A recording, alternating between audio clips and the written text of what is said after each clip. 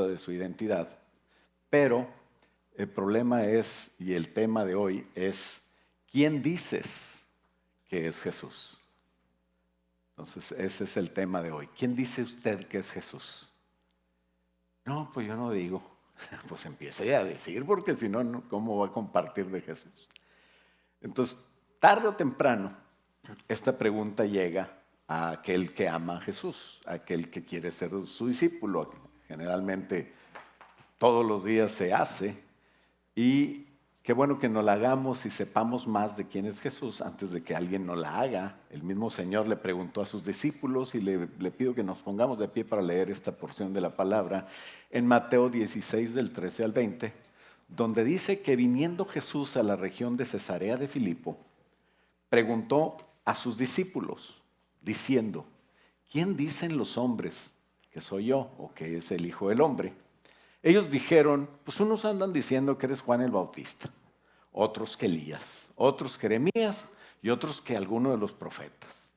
Y él les dijo: ¿y ustedes? ¿Quién dicen que soy yo?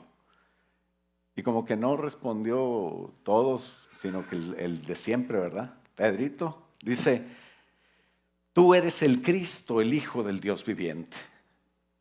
Y Jesús le respondió: bienaventurado eres, Simón, hijo de Jonás, porque no te lo reveló carne ni sangre, sino mi Padre que está en los cielos. ¿Y tú? ¿Quién dices que es Jesús? Vamos a orar. Padre, en el nombre de Cristo, te pedimos, Señor, que en este tema, Señor, nos reveles tú, tu misma esencia. ¿Quién eres tú, Señor? Úsalo para que en nuestras vidas, Señor, estemos seguros de en quién hemos creído, y también estemos seguros de quién podemos compartir a otros para que vengan a tus pies. Te lo pedimos en el nombre de Jesús, y todos decimos, puedes tomar asiento. Debemos de aprovechar toda oportunidad para traer a alguien a Cristo. No nada más esperar días del amigo, sino cualquier día, cualquier reunión de CFC, invitar a la gente, o simplemente en una reunión de tú con él, donde quiera que estés, si haya oportunidad, poder, dice la palabra de Dios, predicar a tiempo y fuera de tiempo. Quiere decir que siempre es tiempo para predicar. Pero ¿quién es Jesús? Tu respuesta va a determinar no solamente tus valores o tu estilo de vida, sino también tu destino eterno. Eso es importante que lo sepamos. Entonces, ¿qué dice la Biblia de quién es Jesús? En unos pocos puntitos vamos a ver unas cosas importantes de quién es Jesús, porque no podríamos abarcar todo lo que es Jesús. De hecho, no lo entiendo todo, porque todavía cada día le conocemos más y más. Él es tan grande que no podemos entenderlo todo. Pero bueno, en primer lugar, punto número 1, Jesús es el único Dios, ¿verdad? Porque muchos piensan que era un hombre porque se hizo hombre. Realmente fue un hombre hace 2000 años que vivió 33 años y medio aproximadamente. Y él era un hombre porque se hizo hombre, pero él era Dios. Dice Juan que desde el principio el verbo estaba con Dios y el verbo era Dios. Este era en el principio con Dios. Quiere decir que, ¿cuál principio? Pues desde antes del principio nuestro. Ya estaba Jesús con Dios, porque Él es eterno.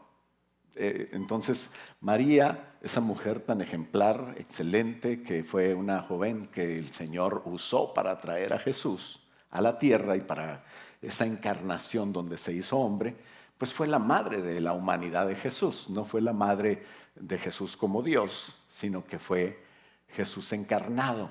Entonces, sí es la madre del Señor Jesús en el sentido humano, pero Jesús ya era Dios, Él se hizo hombre. Entonces no podemos dejar de ver que Jesús es Dios. Ahorita hay mucha confusión. De hecho, es la creencia de millones de árabes que Jesús era un buen profeta, o que Jesús era simplemente un hombre, de muchos testigos de Jehová y de algunos mormones que dicen que hasta era un ángel Jesús. Entonces, que era el ángel Miguel. Este es un error, como muchos podemos tener errores, y eso no hay problema que tengamos errores. El problema es este error específicamente. ¿Por qué? Porque cuando no crees que Jesús es Dios, estás en problemas eternos. Tenemos que creer en Dios. Por eso es que no le podemos decir hermano a cualquiera, sino a aquel que cree en Dios. Es parte de nuestra familia el que cree en Dios, el que cree en Jesús como Dios. Entonces, Jesús es Dios, Jesús siempre fue Dios y Jesús siempre será Dios. Es algo que decimos para entenderlo, pero en realidad eternamente es Dios. La eternidad habla del pasado, de siempre, del presente y del futuro. Por eso cuando le dice, Moisés le dice, ¿quién eres tú? Y dice, yo soy. Pues yo soy el eterno. O sea, yo soy el yo soy. Nadie puede decir eso más que Dios. Los ángeles fueron creados, nosotros fuimos creados, y aunque vamos a vivir eternamente con Dios de aquí en adelante, a partir de que fuimos creados, nadie puede decir que es eterno. Ese es un atributo solamente de Dios, y al ser un atributo de Jesús, sabemos que Jesús es Dios. Entonces, ¿quién es el Padre y quién es el Hijo? Es un Dios en tres personas. Nosotros somos un cuerpo y somos muchas personas. Pero Dios es tres personas, pero es un solo Dios. No somos politeístas, no creemos en muchos dioses, creemos en Dios nada más, el único y verdadero Dios, del cual Jesús es una persona de Dios. ¿Entiendes eso? Yo tampoco. No hay problema, porque eso se tiene que entender espiritualmente. Dice la palabra del Señor en 1 Corintios 2:14 que las cosas espirituales se tienen que entender espiritualmente.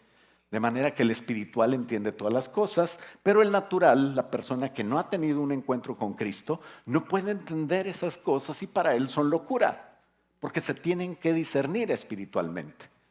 Entonces, nunca lo va a entender el hombre, ni el hombre no cristiano, ni el hombre cristiano. ¿Por qué? Porque el hombre cristiano simplemente lo va a entender espiritualmente y entendemos que no entendemos, cuando menos ya entendiste. Entendiste algo importante, porque hay gente que discute de la Trinidad, ¿verdad? Pero existe porque Dios dice que Él es con Dios. Dios es tres personas. Es Dios, no son Dios, es un Dios. Y así le preguntó Jesús a ellos. Algunos decían, bueno, pues unos dicen que eres Juan el Bautista o un profeta de los que hubo, y otros permanecieron indecisos. Muchos pensaban que Jesús era como un loco, que estaba loco, porque se burlaban. Jesús dijo en Juan 10:30, el Padre y yo no somos. O sea, es más claro y pues no se puede decir, ¿no? Y estaba diciendo que él mismo era Dios. Los judíos lo entendían perfectamente. A veces en las traducciones nosotros no nos queda claro si Jesús decía que era Dios, pero tenemos que entender que él mismo se dijo Dios. Claro que era prudente porque había quien lo quería matar y él no tenía miedo a la muerte, pero tenía que cumplir el tiempo adecuado. Así que era tiempo de decir quién es, pero era discreto, ¿no? La gente no entiende que Jesús declaró ser Dios y por eso piensan que fue un maestro moral, que fue una gran persona, ¿verdad? Pero no, entendemos que su declaración es clara de que su divinidad está en Él es Dios. Por eso mismo trataron de matarlo. Esa es la prueba de que Jesús decía que era Dios.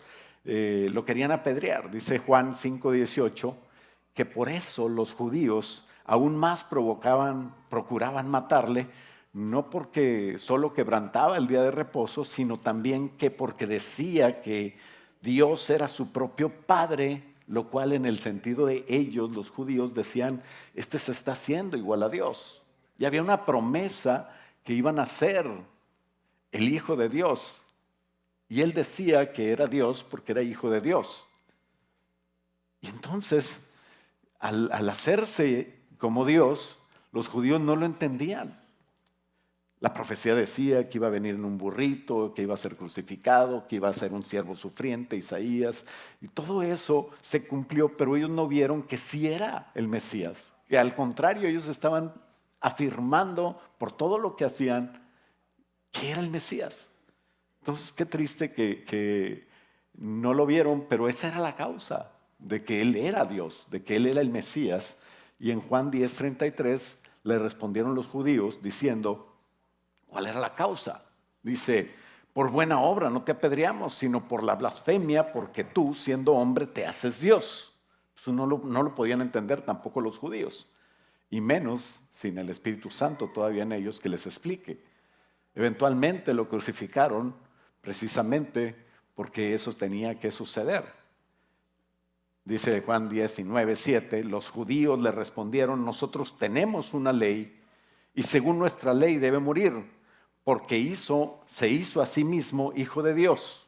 Entonces nos queda claro que el Mesías iba a ser Dios en cuerpo humano, como hombre iba a morir, pero era Dios. Muchas gracias. Y entonces nosotros entendemos que Jesús, punto número 1, es Dios. Punto número 2, Jesús es santo. Dios es absolutamente y perfectamente santo. La alabanza en el cielo es así. Hay ángeles delante de Dios, hay multitudes en el trono que cantan santo, santo, santo 3 veces. Dice Isaías en el capítulo 6 que fue al trono de Dios y vio lo que estaba pasando. Eso fue en el Antiguo Testamento hace mucho, pero en el cielo no hay tiempo, ahí es eterna la cosa, ¿no? Y entonces dice que en el año que murió el rey Usías, dice Isaías, vi yo al Señor sentado sobre un trono alto y sublime, y sus faldas llenaban el templo. Por encima de él había serafines, y cada uno tenía 6 alas. La santidad de Dios era tanta que dice que con 2 cubrían sus rostros, con 2 alas, con 2 cubrían sus pies y con las otras 2 volaban. Y el uno al otro daba voces diciendo, santo, santo, santo es Jehová de los ejércitos. Toda la tierra está llena de su gloria. Eso pasa en el trono de Dios. No lo vemos, pero los profetas que han tenido la oportunidad, como Isaías, de ir al trono lo vieron. En épocas más recientes, ya en el Antiguo Testamento, el apóstol Juan fue también llevado al cielo y vio lo mismo. Y dice que en el 4:8 de Apocalipsis, dice que los 4 seres vivientes que había delante del trono de Dios, unos seres angelicales de un alto rango, dice que decían, santo, santo, santo es el Señor Dios Todopoderoso. Y no cesaban de día y de noche de decir, santo, santo, santo es el Señor Dios Todopoderoso, el que era, el que es y el que ha de venir, refiriéndose específicamente a Cristo. Pero entonces, ¿quién es el santo? Pues no se trata del Dios del Antiguo Testamento y del Nuevo Testamento, se trata del único Dios. Dios es Dios. No es el Dios de los budistas o de los, es que tenemos otro Dios. No, no hay otro Dios. Todos los otros dioses, con minúscula, son generalmente espíritus inmundos, son ángeles caídos, son demonios. Por eso tenemos que orar al único Dios verdadero. Cuando tú te comunicas con Dios y tienes un corazón para entrar en su presencia, y aunque no lo tengas a veces por la misericordia de Dios, Dios te va a escuchar. Así que háblale con respeto. No es el Dios del Antiguo Testamento con Isaías o el del Nuevo con Juan. Es el Dios que está ahí y es el Dios de nosotros. Y es el Dios que es santo y en el cual no hay mudanza ni sombra de variación. Él es el mismo de ayer, de hoy, de por los siglos. Él no tiene cambio. Él no se hace viejo. ¿Se trata de quién? Del Padre, del Hijo y del Espíritu Santo. ¿No te has preguntado por qué es 3 veces santo? ¿Por qué cantan 3 veces santo? Es el Padre, el Hijo y el Espíritu Santo. Y tienen la misma alabanza y tienen el mismo honor y tienen el mismo poder y tienen los mismos atributos. Pero hay una autoridad, como cuando la esposa dice, ¿y por qué me voy a sujetar a este? Porque él se sujeta a Cristo. No es más importante el esposo que la esposa, pero tienen cada quien su rol. Entonces, qué bonito poder entenderlo y poder funcionar de acuerdo a lo que Dios ha diseñado. Dios lo diseñó porque Dios es eterno, ha funcionado así por los siglos y nadie puede tener una idea mejor de cómo hacerlo. Santo es el Hijo, santo es el Padre y santo es el Espíritu Santo. Si no lo entiendes, como te digo, pues está bien, porque no se puede entender, por eso hay que tener fe. Sin fe es imposible agradar a Dios. Entonces Jesús es santo y no comete mal. Él no aprueba el que se cometa el mal, porque Él es santo. Santiago 1:13 dice, cuando alguno es tentado, no diga que es tentado de parte de Dios, porque Dios no puede ser tentado. Ni puede ser tentado por el mal, ni Él tienta a nadie. Entonces, toda la santidad de Dios, toda la santidad del Padre, del Hijo y del Espíritu Santo estaba en Cristo, porque es el mismo. Eso es lo que dice la palabra de Dios en Colosenses 2:9. En Él habita corporalmente toda la plenitud de la deidad. Tenemos que entender que Cristo es Dios, número uno. Tenemos que entender que Cristo es santo. Eso es el número dos. En Cristo hay completa santidad porque está toda la plenitud de la deidad. ¿Qué quiere decir? Todo lo que es el Padre, el Hijo y el Espíritu Santo está en Jesús. Si conoces, Jesús decía, si me conoces a mí, habéis visto al Padre. Y el Espíritu Santo dice que Él nos va a revelar todo lo que es del Padre y del Hijo. ¿Por qué? Porque son un Dios en tres personas y son santos. Él es perfectamente santo. Por eso Jesús no cometió pecado y por eso valió su sangre como un pago por nosotros, por los pecados de todos nosotros. Aunque te mueras tú, aunque te sacrifiques, aunque des tu cuerpo y des tu vida, de nada te va a servir, igual te vas al infierno y si mueres por alguien, los dos se van al infierno, tú y él. ¿Por qué? Porque no es el pecado el que te manda al infierno. Es ese pago que está pendiente porque Dios como santo no puede perdonar el pecado a menos de que haya un pago. Y por eso muchos dicen, pues ¿por qué Jesús tuvo que morir si era el Hijo de Dios? ¿Por qué no Dios dice te perdono y ya? Porque eso es injusto delante de Dios. Dios es tan justo y tan santo que no se podía hacer eso. Entonces yo me voy al infierno por el pecado. Sí y no. O sea, por más que peques, no te vas a ir al infierno. Y por más que seas santo, no te vas a ir al cielo. Entonces, ¿en qué consiste eso? En que Jesús como santo pagó por ti. Entonces, ¿qué es lo que me lleva al cielo? Jesús. Cuando yo pido perdón a Jesús y le digo, santifícame, purifícame, lávame de mis cochinadas, de las que pienso ahorita, de las que he pensado en el pasado y hasta de las que voy a pensar en el futuro. Por eso es que tenemos que estar con Jesús bien claros de qué es lo que nos salva. Jesús, el santo, se dio por nosotros y por Jesús es que vamos no vamos por buenos. Nos han engañado, ¿no? Te portas bien, eres bueno, te vas al cielo. Te portas mal, aparte que te doy tus buenas, pues te vas al infierno al final. No, no es así. O sea, la corrección hay que darla, la disciplina, que Dios le dé sabiduría, porque hay que darle a los niños cuando se necesita esa buena medicina.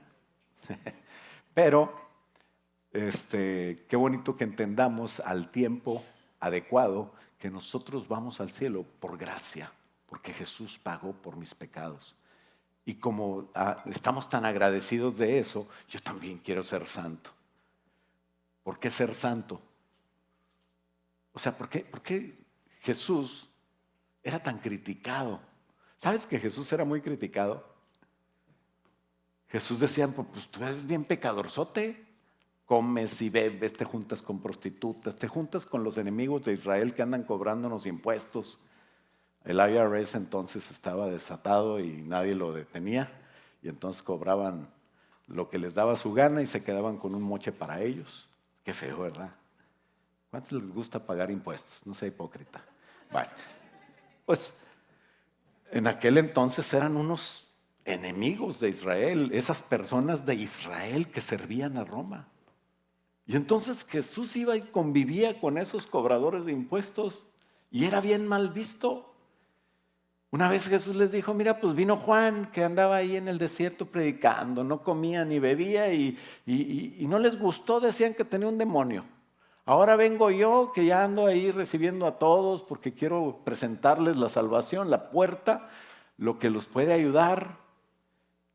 Y no les gusta. Entonces, tú estás como los que tocaron y no bailaron. Le pusieron ahí música triste y no lloraron. Pues entonces ustedes no tienen lado. Bueno, no les dijo así, ¿verdad? Es una parafrasia mía, ¿verdad? Pero Jesús decía, ¿por qué no? ¿Por qué lo criticaban a Jesús? Porque la gente así es. Los hipócritas que son religiosos son los peores. Uno puede decir el pecadorzote es el peor. No, el pecadorzote no mató a Jesús. Los que mataron a Jesús eran los religiosos, los que se daban golpes de pecho. Así es de que ser santo, estamos hablando de que Jesús era santo. Ser santo no es ser religioso, no es darse golpes de pecho. Ser santo va más por dentro que por fuera. Claro que se nota fuera. O sea, si tú eres hijo de Dios, si tú has entendido que Dios es santo, pues vas a cuidarte, no vas a pecar. No estoy diciendo que hay que pecar, eso es del diablo. La mentira es del diablo, ¿no? Hay que decirle a todos los políticos de todas las partes del mundo que la mentira es del diablo. Pero qué triste que no entendieron a Jesús, su santidad. Y pensaban hasta que Juan el Bautista era más santo que Jesús, y eso jamás va a pasar. Nadie puede ser tan santo como Jesús. De hecho, muchos hermanitos, y no piensa en nadie ahorita, pero muchos de hermanitos que no vinieron hoy, ya hubieran crucificado a Jesús también. No serás tú uno de ellos. Bueno, vamos a seguir con este tema. Sí, porque son bien santos, más santos que Dios se creen. Entonces, y si hubieran visto a Jesús cómo actuaba, a lo mejor no lo aceptaban en la iglesia. No, hombre, yo con ese Jesús no voy, porque mira lo que hace, anda con estos y se junta con aquellos. Entonces tenemos que tener cuidado. Dios es santo y la santidad no es como tú crees, la santidad es un corazón sincero delante de Dios que se arrepiente, si cambia va cambiando su pecado, pero el día que cae, se levanta porque otra vez tenía la idea clara de quién es Jesús, porque también muchos se pierden por eso. Pecan, hacen algo que se equivocaron, vienen los religiosos y lo crucifican y no se levantan de ahí. Y ya no vienen a la iglesia. ¿Por qué? Porque el diablo les dijo que su pecado no tiene perdón. No tienes perdón ya por eso. Es una mentira tan grande, porque la sangre de Cristo vale más y tiene más poder que eso. Así que siempre regresa a Jesús. Mientras estés vivo, hay la oportunidad. Mientras haya vida, hay esperanza de que vengas a Jesús. Nunca te quedes ahí. Si te corren de la iglesia, pues vente para acá. Y si te corren de esta iglesia, me dices a mí. A ver, ¿quién fue? Fue el anciano Susano. Estaba jugando, hombre. Él es puro amor.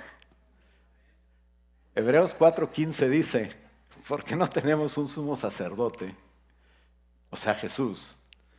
No tenemos a un Jesús que no pueda compadecerse de nuestras debilidades, sino que fue tentado en todo, también en eso también. O sea, aquí dicen todo, ¿no? Jesús fue tentado en todo. Y casi se persina. ¿Cómo que en todo? En todo. La diferencia es que él no cayó. Fue tentado en todo, según nuestra semejanza, pero, ahí está el pero, que nadie lo pudo lograr, sin pecado. Sus mismos enemigos no podían probar acusación alguna en contra de él. Dice Juan 8:46, ¿quién de vosotros me redarguye de pecado? Les decía el Señor Jesús a los sacerdotes del templo, a los hipócritas religiosos que después lo crucificaron. Si les digo la verdad, ¿por qué no me creen? Pues entonces Dios también requiere santidad de nosotros, pero una santidad como la de Cristo. No me toques porque estoy santo ahorita. No me toques, mujer. Voy a la iglesia. Cálmate. Ya cásense, solteros, no les pasa nada. Muy bien. Entonces Dios también requiere santidad de nosotros como la de Cristo. Él es el ejemplo, ¿no? 1 Pedro 1:16 dice que sed santo, dice el Señor, como yo soy santo. O sea, ¿podemos ser santos? Claro que sí. Debemos de ser santos. Es una orden. Punto número 3. Jesús es el único Salvador. Muchos son personas que nos consideran como intolerantes, que decimos que no aceptamos a cierto tipo de ideologías o a cierto tipo de gente, o no sé, una vez alguien dijo que el pastor era tan malo porque no me deja tener novia. Pues si estás casado, papá. No, o sea, hay gente que, no sé, tiene una idea muy rara de las cosas y piensa que somos intolerantes. Lo que somos es gente que creemos en la palabra de Dios. Pero Jesús no vino a condenar a nadie. Esa es una idea que tiene la gente. Todos estábamos condenados. O sea, Jesús no vino a condenar a la gente y a mandarla al infierno si no creen en Él. No, ya va la gente para el infierno. Jesús les dijo, sálvense del infierno creyendo en mí. Yo soy el buen pastor, mi vida doy por las ovejas. Yo soy la puerta del redil, el que no entra por mí no entrará. Yo soy el camino, yo soy la verdad, yo soy la vida. Jesucristo es la salvación, es la respuesta. No, pero entonces me estás condenando a todos los islamistas y a todos los, ¿cómo se llaman? La religión. Se me fue. Bueno,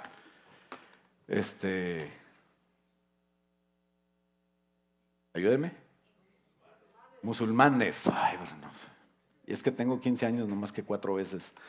Entonces ya el avión se le fue. Bueno, entonces me condenas porque soy musulmán. No, no te condeno porque eres musulmán. Te condeno porque no crees en Jesús. Es más, no te condeno. Ya estás condenado por no creer en Jesús. Hablemos claro. No te condeno. Nadie te condena. Estás condenado y no lo has visto. Mahoma no te va a salvar. Buda no te va a salvar. Confucio no te va a salvar. Ningún Dalai Lama te va a salvar. Nadie te va a salvar. Ninguna filosofía, no hay religión que nos salve.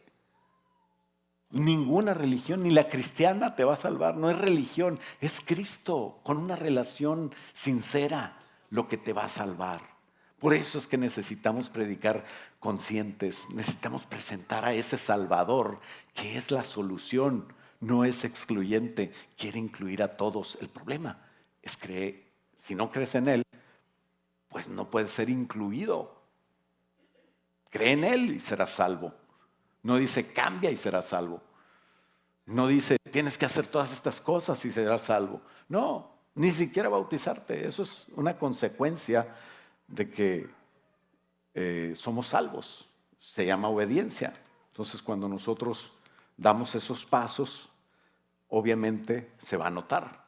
Vamos a tener frutos de arrepentimiento. Segundo Tesalonicenses 1, del 7 al 9, dice, y a vosotros que sois atribulados, daros reposo con nosotros. Muchos estaban perseguidos por los religiosos judíos o perseguidos por los romanos políticamente. Los impíos y los religiosos perseguían a la iglesia al principio, ¿no? Y entonces a las tesalonicenses en la segunda carta del 1:7 les escribe, ustedes que están siendo atribulados, tranquilos. Cuando se manifieste el Señor Jesús desde el cielo con los ángeles y todo su poder, en llama de fuego para dar retribución a los que no conocieron a Dios ni obedecen al evangelio de nuestro Señor. Entonces, ¿qué te salva? Conocer a Dios y obedecer el evangelio de Dios. Eso es lo que te salva. No te salva ser bueno, no te salvan otras cosas. Tenemos que entender quién es Jesús y todos los beneficios hermosos que Jesús nos da.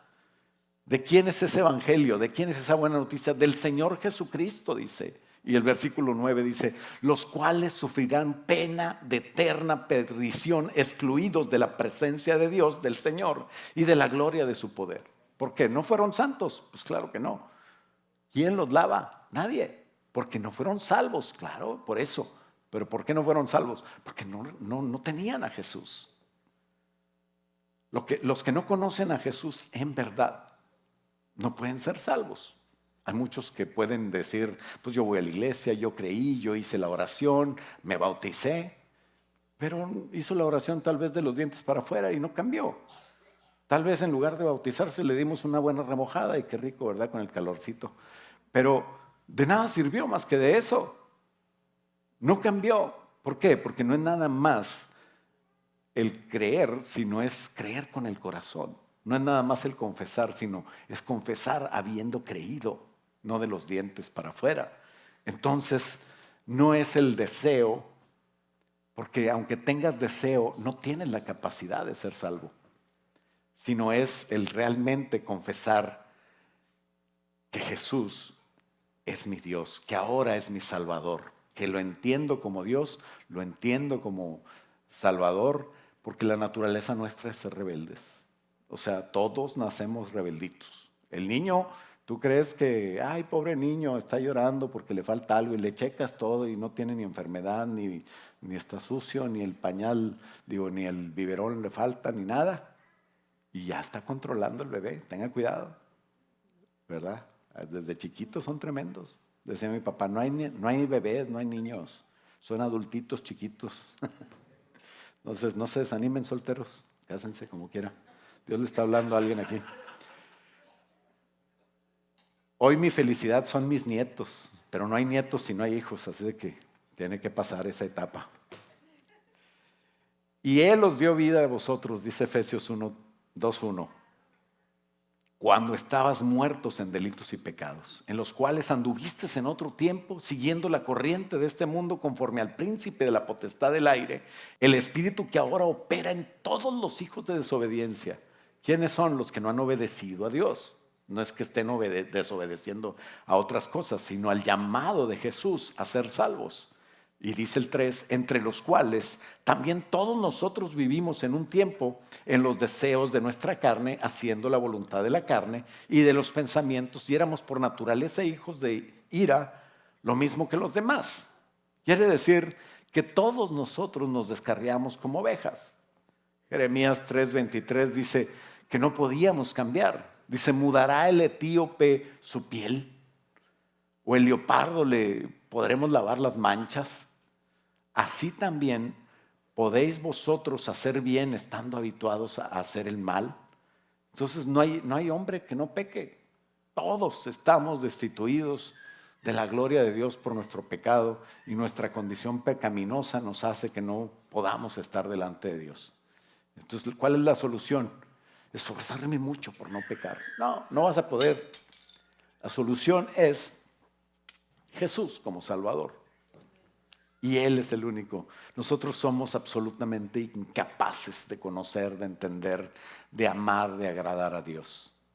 Pero el Espíritu Santo en nosotros nos va cambiando nuestra naturaleza, porque es la naturaleza nuestra que no podemos cambiar, la que no puede amar a Dios. Pero el Señor, cuando viene el Salvador, nos da esa naturaleza nueva. Y si vivimos por la naturaleza nueva y buena, pues vamos a ser espirituales y vamos a poder con lo que sea. No hay justo ni aún uno, dice Romanos 3:10, perdón. No hay quien entienda, no hay quien busque a Dios, todos se desviaron a una y se hicieron inútiles, no hay quien haga lo bueno, ni siquiera hay uno. No puedes hacer bueno nada. Tienes que ser salvo y entonces vas a empezar a hacer obras de Dios. Aunque hagas orfanatorios, no quiere decir que no puedas hacer obras buenas, pero esas obras no van a servir de nada. O sea, no te van a hacer capaz de cambiar tu destino. Entonces, la buena noticia es que Jesús es el Salvador. Tenemos que conocer a Jesús que es Dios, a Jesús que, número 2, ¿cuál era? Es santo. Gracias. Sí está anotando. A Jesús que es el Salvador, ¿no? Y por último, tenemos que entender que Jesús es el Señor. Había una política terrible en medio de la cual estaba creciendo la iglesia al principio, y era el sistema de gobierno de los césares. Los césares eran vistos como Dios. Eran para ellos, para la nación era el Dios. Y decían, César es el Señor. Y muchos cristianos se morían por decir esto. Qué bonito que ahorita podemos decirlo y nadie nos mata, ¿verdad? Ya quieren prohibir algunas cosas a los cristianos, pues a lo mejor aquí me muero. Y si te da mucho miedo, me ves por Zoom. Pero no voy a dejar de predicar el Evangelio. no vamos a dejar de predicar la Biblia completa. El poder eterno de la palabra de Dios es tan grande que si el Señor quiere, pues aquí nos vamos, pero no dejamos de platicar las obras y las maravillas de nuestro Señor. ¿Por qué? Porque Él es mi Señor. Yo soy de Él. Y lo más importante que sigue después de aceptar la salvación, después de aceptar a Jesús, es que entendamos que no solamente es nuestro Salvador, sino es nuestro Señor. Porque si no entendemos, entonces la vida no va a poder seguir, no vamos a poder ser bendecidos. ¿Cómo vas a ser bendecido? Si tú vienes y le das un peso, el Señor te da dos. No. Yo no soy de la prosperidad. Está muy chafo eso comparado con la verdad. ¿Cómo vas a ser bendecido? Mas buscad primeramente el reino de Dios y su justicia. ¿Qué es el reino de Dios? El señorío de Cristo. Jesús es el Señor. Y eso se busca nada más obedeciendo al Señor. Cada día, no esperes al jueves o al domingo cuando haya culto. Cada día busca en la palabra de Dios. Empieza a entender las cosas de Dios. Pídele al Espíritu Santo, porque ya eres salvo, que te muestre. Si no, pues tienes que ser salvo primero, si no, no vas a poder. Ya lo dijimos anterior. Pero en este punto, Jesús es el Señor. Tú tienes que doblegar tu voluntad, cambiar tu vida, empezar a hacer las cosas que Cristo quiere que hagas, porque Jesús es el Señor y crees en Él. Cree todo entonces lo que dice Él. Dice Jesús que Él creó todas las cosas, incluyéndote a ti. Juan 1:3 dice, todas las cosas por Él. ¿Por quién? Por Cristo. Está hablando del verbo, de Cristo. Todas las cosas por Él fueron hechas y sin Él nada de lo que ha sido hecho fue hecho. Colosenses 1:16 dice, porque en Él fueron creadas todas las cosas, las que hay en los cielos, las que hay en la tierra, visibles e invisibles, sean tronos, sean dominios, sean principados, sean potestades. Todo fue creado, incluyéndote tú, por medio de Él y para Él. Por lo tanto, Él es el dueño de todo lo que hay y Él tiene autoridad sobre todo. Me dice que me ama. Qué bonita canción, ¿verdad? Es pura herejía. Que todo lo que ha hecho lo hizo para mí. ¿Quién te crees? Él es el Señor y Él hizo las cosas para Él y yo soy de Él. Ese es el problema de nuestras últimas generaciones que vienen siendo criadas como que ellos son importantes y ellos se merecen todo y hay que darles todo. Y qué bonito que fuera así, porque Dios lo quiere también hacer. La mala noticia es que tú no eres el centro debe ser Jesús y entonces vas a tener tanta bendición. Por eso si tú amas a tu hijo, como yo creo y sé que lo amas, no lo pongas en el centro de su vida, que entienda que Jesús es el Señor para que Él pueda ser bendecido y tenga todo lo que queríamos darle. Pero no podemos darle porque se lo tiene que dar el Señor, porque nosotros no tenemos nada. ¿Qué podemos darle al Señor si de Él viene toda bendición y toda buena dádiva y todo perfecto? ¿Amas a tu hijo? ¿Te amas tú? Ponte a un lado y pon a Jesús en el centro. Él es el Señor. Jesús estableció, dice el Salmo 103:19, en los cielos su trono y su reino domina sobre todos. O sea, Él tiene autoridad sobre cada una de nuestras vidas. Es que yo no pedí vivir, no le hace, ya tienes más de 16, ya cambia tu rollo.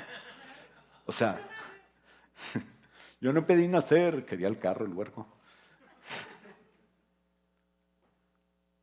Dice, si te cortas el pelo, te presto el carro. Andaba con la greña larga. Y el otro bien estudioso de la palabra, Jesús andaba con el pelo largo. Y entonces el papá dice, pues que Jesús andaba a pie. Bueno. Entonces, ahí les da una para que, cuando sean papás. Romanos 10:9 dice, si confiesas con tu boca que Jesús es el Señor, ¿que confiesas qué? Que Jesús es el Señor. Muchos nomás confiesan, te acepto como mi Salvador. Y sí, por misericordia el Señor los salva, ¿verdad? Pero qué bueno entender desde el principio, Jesús es el Señor. Y creerlo en tu corazón, que Dios le levantó de los muertos, serás salvo. Entonces, confesar a Jesús como Señor quiere decir someterse, humildad todo orgullo quitarse, doblegar mi voluntad. Filipenses 2:10 dice, para que en el nombre de Jesús se doble toda rodilla que están en los cielos, humilde, y en la tierra nosotros, y debajo de la tierra aún los que están esperando el juicio, y toda lengua confiese que Jesucristo es el Señor. O sea, confiesas que Jesús es el Señor en vida y vives feliz, y aunque mueras, vas a vivir. O nunca confiesas que Jesús es el Señor, sigues con tu vida, te vas a morir y después te vas a volver a morir. El que nace 2 veces, muere una vez. Y el que nace una vez, muere 2 veces. ¿Verdad? ¿Lo entendiste? Ahí te la dejo de tarea. Eso es aparte, con un café. Bueno, creer que Dios ha levantado a los muertos quiere decir que confías en el hecho histórico de su resurrección, que confías en que Él está vivo, que confías en que Él está viéndote y que confías en que Él te ama y te quiere dar una vida preciosa bajo su gobierno. No nos sacó el Señor de la cautividad del pecado para ser libres solamente. Nos sacó realmente para servirle culto. Así dijo. Le dijo, Moisés, ve a Faraón y dile que deje ir a mi pueblo para rendirme culto. ¿Cuándo vamos a dejar de depender de un Dios o de alguien, de una autoridad? Jamás. No hay persona que no dependa de autoridad. Eso es un engaño del diablo. No, tú haz lo que quieras, nadie te debe mandar, ¿sí? Así es como el diablo compra las voluntades y las almas. Entonces Romanos 1:4 dice que fue declarado hijo de Dios con poder según el Espíritu de santidad por la resurrección de entre los muertos. O sea, eso de la resurrección fue una declaración de Dios. Y eso de la muerte es lo que celebramos porque Él murió por nuestros pecados. Pero esa declaración de Dios cuando resucitó le dio la capacidad de decir, toda potestad me es dada en los cielos y en la tierra. Por tanto, vayan a donde estén. Y a todos los que no conozcan de Cristo, tráiganselos el día del amigo. Bueno, eso es David habla hoy. Yo soy David. Pero es lo que es la gran comisión, compartir de Cristo. Y Isaías 55:7 habla de ese cambio que debemos de hacer.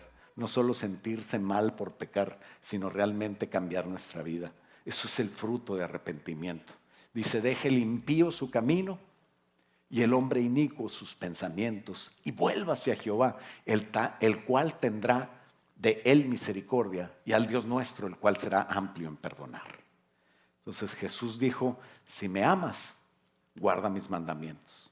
Mis amigos son los que hacen la voluntad de Dios. Si vosotros permaneces en mi palabra, entonces yo permaneceré en vosotros y seréis verdaderamente mis discípulos. Efesios 2:10 dice que somos hechuras suyas, creados en Cristo por Dios, en Cristo Jesús, para buenas obras, las cuales Dios mismo preparó ya de antemano para que anduviésemos en ellas. Tú puedes hacerlo, tú puedes aceptar a Jesús, puedes aceptar su salvación, puedes cambiar y puedes andar en esas obras, porque Dios ya las preparó. Simplemente buscando a Dios lo vas a lograr. Tenemos que entender todas estas cosas. En conclusión, Jesús es el Señor soberano. Cuando le obedeces, estás reconociendo su señorío. Te estás sometiendo a su autoridad. Y esa obediencia puede ser perfecta, a lo mejor no va a ser perfecta, no te desanimes, pero esa es tu meta. Seguimos a la meta. La palabra de Dios dice 7 veces puede caer el justo y de todas ellas se levanta porque Dios lo ayuda. Y aunque el hombre cayere, no quedará postrado en el suelo, porque Dios lo tiene en su mano. Así es de que caes en la mano de Dios. Dios te quiere cuidar. El último punto, y con esto ya, con esta me despido, como dicen allá. Es mejor conocer a Jesús como Señor y Salvador ahora que conocerle después como juez. Todos vamos a estar delante de Dios un día. Y vamos a estar compareciendo ante Jesús. Y una pregunta clave, principal, va a cambiar todo el curso de ese juicio. te van a preguntar, ¿quién viene contigo? ¿Quién es tu abogado? Y nosotros, los que amamos a Jesús, los que le aceptamos, vamos a tener a Jesús como nuestro abogado.